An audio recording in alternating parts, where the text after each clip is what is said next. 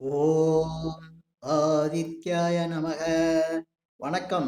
நான் ஜோதிடர் மகேஷ்ஜி பேசுகிறேன். 2026 தனுசு ராசி பலன்கள். எதிர்பார்க்கும் பெரிய அளவு பணம் கிடைக்கப் போகிறது. இந்த தலைப்புல தான் நான் இதுல பேசியிருக்கேன். இப்ப உங்க ராசிய பத்தின சில விஷயங்கள சொல்றேன். இப்ப தனுசு ராசியில பிறந்தவங்க ஒரு உயர்ந்த நிலையில உள்ளவங்க. அதாவது உயர்ந்த நிலைன்னா கண்ணியமா இருக்கக்கூடியவங்க. அதே போல பார்த்தீங்கன்னா, அதிக பொறுப்பை எடுத்துக்கக்கூடியவங்க. இப்போ ஒரு வீட்ல மூத்த பிள்ளையா தான் பெரும்பாலும் இருப்பாங்க, தனுசு ராசியில பொறந்தவங்க. அப்படி இல்லன்னா, அவருக்கு முன்னால அண்ணனோ, அக்காவோ இல்ல அவருடைய மூத்தவங்கலாம் இருந்தா கூட, இவர் பேர சொல்லி தான் தனுசு ராசியில பிறந்தவங்க பேர தான் அங்க வந்து முதல் பிள்ளை மாரி சொல்லிட்டு இருப்பாங்க. ஏன்னா, இவர் அந்த அளவுக்கு மத்தவங்கள்ட்ட பேர் எடுத்துருவாரு. அதோட பொறுப்ப எடுத்துக்குவாரு. குடும்பத்து பொறுப்ப எடுத்துக்கக்கூடிய அந்த தன்மை வந்து தனுசு ராசிக்காரங்களுக்கு தான் அதிகம் இருக்கும். நெறைய வீட்ல தனுசு ராசிக்காரங்க அவங்களுக்கு அண்ணன் இருக்கும். ஆனா, அவரே அவருடைய தம்பி பேர சொல்லி, அவருடைய அண்ணன் நானு அப்படின்னு சொல்லிக்கிற அளவுக்கு இந்த தனுசு ராசிக்காரங்களோட அந்த தன்மை இருக்கும். குருவோட தன்மையில இருப்பாங்க. மற்றவங்களுக்கு வழிகாட்டக்கூடியவங்க. இப்ப உங்களுக்கு கிரக நிலைகள் எப்படி இருக்கு அப்படிங்கிறத பார்த்துட்டு 2026ல தனுஷுக்கு எப்படி பலன்கள் அப்படிங்கிறதையும் இந்த பதிவுல சொல்லியிருக்கேன். இப்ப பார்த்தீங்கன்னா, கிரக நிலைகள்னு எடுத்துக்கிட்டா, உங்க ராசி அதிபதி குரு பகவான், அதேபோல 4ஆம் இடத்துக்கும் அதிபதி. இந்த அதிபதியா வரக்கூடிய குரு பகவான் இப்ப எங்க இருக்காருன்னா, ராசிக்கு 7ஆம் வீட்ல இருக்காரு. அதேபோல ராசிக்கு 4ஆம் வீட்ல தனஸ்தான அதிபதி, 3ஆம் இடத்து அதிபதி எங்க இருக்காருன்னா, நான் ராசிக்கு 4ஆம் இடத்துல இருக்காரு. சனி பகவான் வந்து இப்ப ராசிக்கு 4ஆம் இடத்துல இருக்காரு. ராகு 3ஆம் இடத்துல, கேது 10ஆம் இடத்துல. இத ஏன் நான் வந்து அ குருவ சொல்லியிருக்கேன், சனிய சொல்லியிருக்கேன், ராகு கேதுவ சொல்றேன்னா, இது வந்து ஒரு நிலையான அதாவது அதிக காலங்கள் பயணிக்கக்கூடிய கிரகம். இத வச்சு தான் நம்ம வந்து பொது பலன்கள்லாம் எடுத்தோம்னா, அ பலன்கள் வந்து கொஞ்சம் தெளிவா இருக்கும். அதனால தான் எல்லாரும் ராகு கேது பெயர்ச்சி, குரு பெயர்ச்சி, சனி பெயர்ச்சிக்கு பலன்கள் சொல்றாங்க. இந்த ராகு கேது பெயர்ச்சி, சனி பெயர்ச்சி எல்லாம் அடுத்த வருஷம் கிடையாது. 2026ல கிடையாது. ராகு கேது பெயர்ச்சி டிசம்பர் 25க்கு வருது. அது ஒண்ணும் பெரிய அளவுக்கு 2026ல பெரிய தாக்கத்த குடுக்காது. நல்லது, கெட்டது நடத்தாது. ஏன்னா, ராகு, கேது வந்து ஏற்கனவே இருக்கிற இடத்துல தான் இருப்பாங்க. அதேபோல சனீஸ்வரரும் ராசிக்கு 4ல இருக்காரு. அதனால அது ஒண்ணும் பெரிய மாற்றத்த தர மாரி இல்ல. ஆனா, குரு பெயர்ச்சி ஆகுது. குரு உங்க ராசி அதிபதி பெயர்ச்சி ஆகுறாரு. 4ஆம் இடத்து அதிபதியான குரு பகவான் எப்பன்னா, மே மாசம் கடைசி வரையும் இந்த ராசிக்கு 7ஆம் இடத்துல இருக்காரு. ஜூன் 1ஆம் தேதி குரு பகவான் வந்து பெயர்ச்சியாகி, உங்க ராசிக்கு 7ஆம் இடத்துல வந்து 8ஆம் இடத்துல போய் உச்சம் பெற போறாரு. சரி, ராசிக்கு 7ல இருக்கையில குரு பகவான் வந்து ஒண்ணும் பலன் செய்யலையே, ராசிக்கு 8ஆம் இடத்துக்கு போனோனே எப்படி பலன் செய்ய போறாரு? அப்படின்னு நீங்க நினைக்கலாம். ராசிக்கு 8ஆம் இடத்துல தான் உங்க ராசி அதிபதி உச்சம். அது காலபுருஷனுக்கு 4ஆம் இடம். சொத்து, சுகம், வண்டி, வாகனம், இடம், வீடு, தாயோட ஸ்தானம், உங்களுடைய கல்வி, அதேபோல கேந்திரத்திலே பலமான ஒரு நல்ல அமைப்புல இருக்க வேண்டிய இடம் வந்து 4ஆம் இடம் தான். அது காலபுருஷனுக்கு 4ஆம் இடமா இருக்கக்கூடிய கடகம். அந்த வீட்ல தான் உங்க ராசி அதிபதியும் 4ஆம் அதிபதியாவும் வரக்கூடிய குரு பகவானும் போய் உச்சம் பெறாரு. அந்த நிலையில உங்களுக்கு பலன்கள் எப்படி இருக்கும்? அப்படிங்கிறத இந்த பதிவுல நான் சொல்லிர்றேன். அதுக்கு முன்னால இப்ப கரண்ட் சிச்சுவேஷனையும் சொல்லிர்றேன். இப்ப வந்து உங்களுக்கு ராசிக்கு குருவோட பார்வை இருக்கு. நல்லா தான் இருக்கு. ஆனா எதுவுமே நடக்கலையே அப்படின்னு சொல்லுவீங்க. இன்னொரு விஷயத்தையும் பாருங்க. ராசிய சனி பகவானும் பார்க்குறாரு. சனி பகவான் ராசிய பார்க்குறாரு, குருவும் பார்க்குறாரு. அப்போ உங்களுக்கு என்ன? ராசி அதிபதி 4ஆம் வீட்ல உட்காந்து எங்கெல்லாம் பார்க்குறாரு பாருங்க. ராசிக்கு 6ஆம் இடம், 10ஆம் இடம், அதுக்கடுத்து உங்க ராசிய பார்த்துக்கிட்டு இருக்காரு. இந்த நிலையில உங்களுக்கு பாருங்க, இந்த 6ஆம் இடங்கையில வேலை பிரச்சனை வரும். வேலையில சிக்கல்கள் இருக்கும். சில பேர் வேலைய விட்டுருப்பாங்க. சில பேர் எந்த வேலை செய்றதுன்னு புரியாம இருந்துகிட்டு இருப்பாங்க. ஒரு சிலருக்கு வேலை இருக்கும். வேலைக்கு போயிட்டு இருப்பாங்க.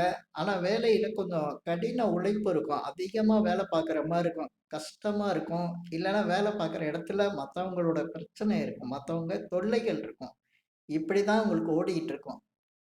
ஆனா, எது செய்தாலும் நீங்க வந்து ஒரு பிரச்சனை வந்தா கூட, அத வந்து சரி பண்ணக்கூடிய நிலையில இருக்கீங்க. ஏன்னா, உங்க ராசிய வந்து குரு பகவான் பார்த்துக்கிட்டே இருக்காரு. அதனால, உங்களுக்கு வந்து எதிரா வரக்கூடிய காரியம் கூட ஏதோ ஒரு சாதகமா மாறிரும். அப்படிதான் உங்களுக்கு இப்போ உள்ள நிலைமை இருந்துகிட்டு இருக்கும். அதுக்கடுத்து சனி பகவான் வந்து 10ஆம் இடத்த பார்க்குறாரு. 10ஆம் இடங்கிறது தொழில், வியாபாரம் செய்றவங்களுக்கு மந்தமா நடக்கும். ஒண்ணும் சரியா இருக்காது. ஒண்ணும் ஸ்பீடு இருக்காது. அதுமாரி கொடுக்கல் வாங்கல்லாம் ரொம்ப ரொம்ப கஷ்டமா இருக்கும். கொடுக்க வேண்டிய பணத்துக்கு ரொம்ப தொந்தரவு இருக்கும். வர வேண்டிய பணம் வராது. இப்படி கொஞ்சம் பிரச்சனைய தான் குடுத்துட்டு இருக்கோம். திசா புத்திகள் நல்லா இருந்துச்சுன்னா, ஓரளவுக்கு சமாளிச்சிடலாம். திசா புத்திகள் நல்லா இல்லாம இருக்கவங்களுக்கு தான் பெரும் சிக்கல குடுக்கும். ஏன்னா தொழில் இருந்தா தான் வருமானம் வரும். வருமானம் வந்தா தான் வாழ்க்கை நல்லா இருக்கும். ஆனாலும் உங்களுக்கு குரு பார்வை வந்து உங்கள காப்பாத்திக்கிட்டே இருக்கு. உங்களுக்கு பிரச்சனை இல்லாம பண்ணிட்டு இருக்கு. அதேபோல 3ஆம் இடத்துல ராகு. ராகு 3ஆம் இடத்துல இருக்காருன்னா, அதிக அலைச்சல் குடுத்துரும். நெறைய அடிக்கடி ஏதாவது ஒரு சிக்கல்கள் வந்துகிட்டே இருக்கும்.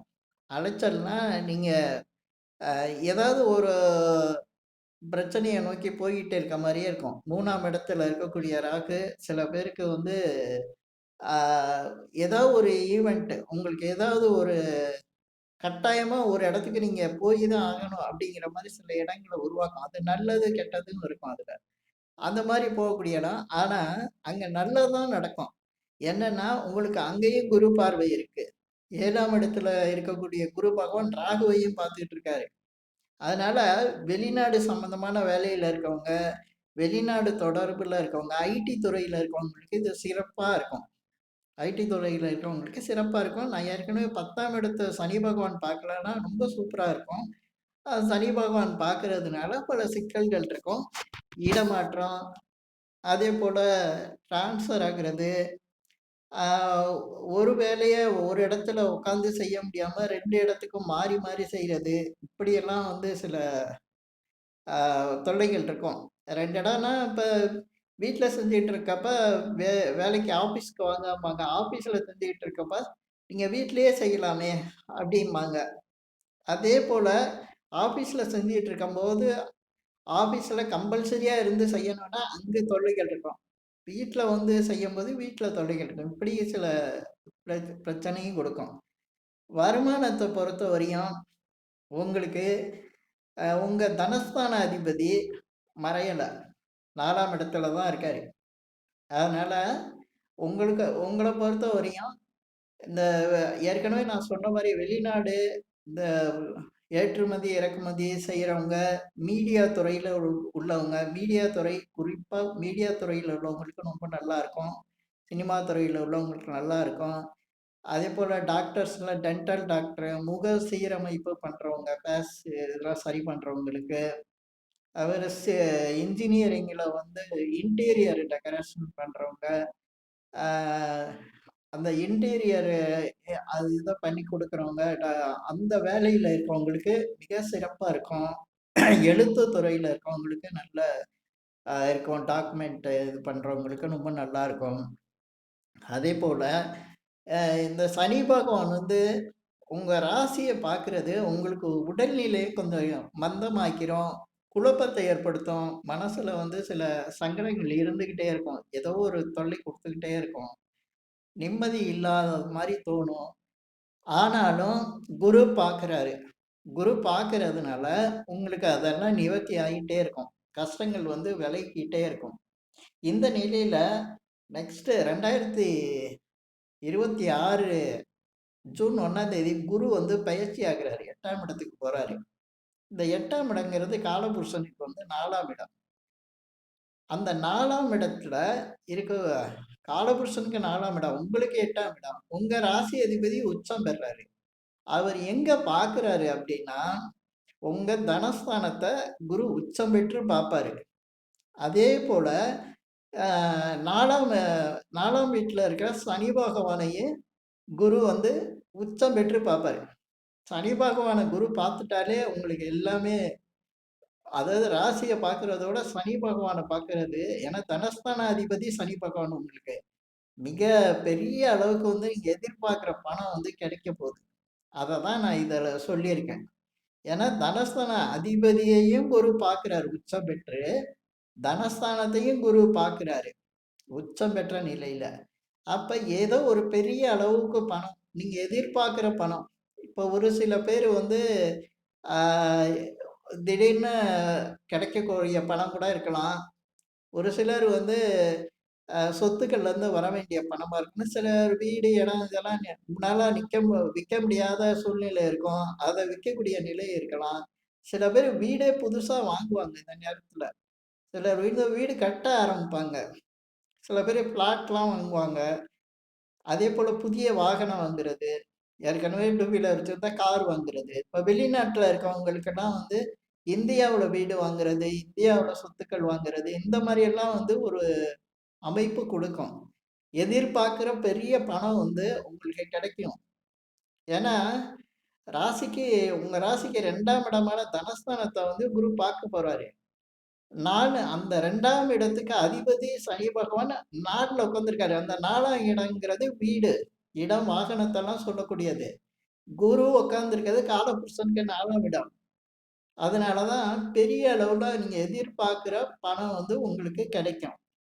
இந்த பணம் வந்து உங்களுக்கு இந்த அடுத்த வருஷம் 2026ல கிடைக்கக்கூடிய மிகப்பெரிய ஒரு நல்ல பலன்னு சொல்லலாம். அதேபோல உடல்நிலை நல்லா இருக்கும். ரொம்ப சிறப்பா இருக்கும்.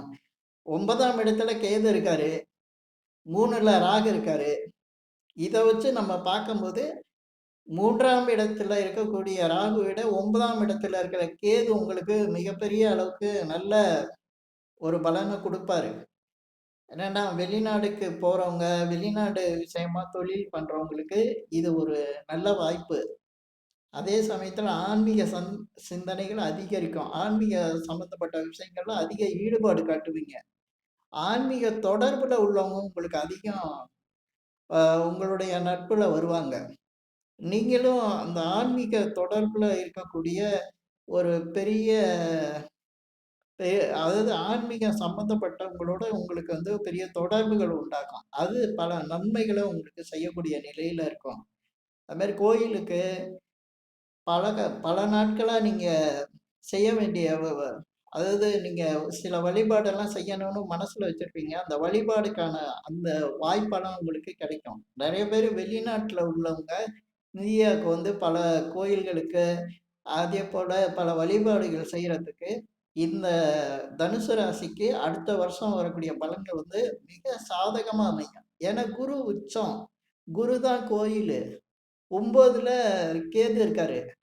இது 2ம் பலமடைந்துருச்சு. 9ஆம் இடத்துல கேது, கோயிலுங்கிற இடத்துல கேது வந்துட்டாரு. அதேபோல குரு உச்சம் உங்களுக்கு. குரு தான் கோயிலு, குரு தான் கடவுள்.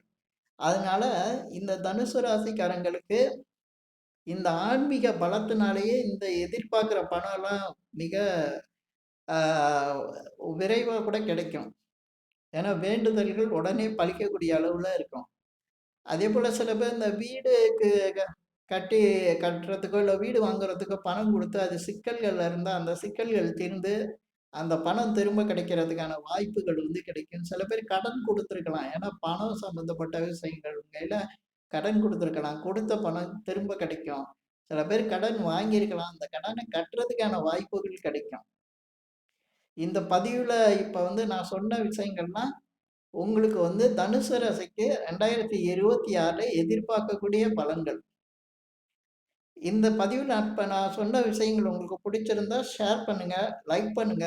அதேபோல இந்த சேனலுக்கு சப்ஸ்கிரைப் பண்ணுங்க. என்கிட்ட ஜாதகம் பார்க்கணும்னா மட்டும் கீழ இருக்க என் நம்பருக்கு கால் பண்ணுங்க. நன்றி, வணக்கம்.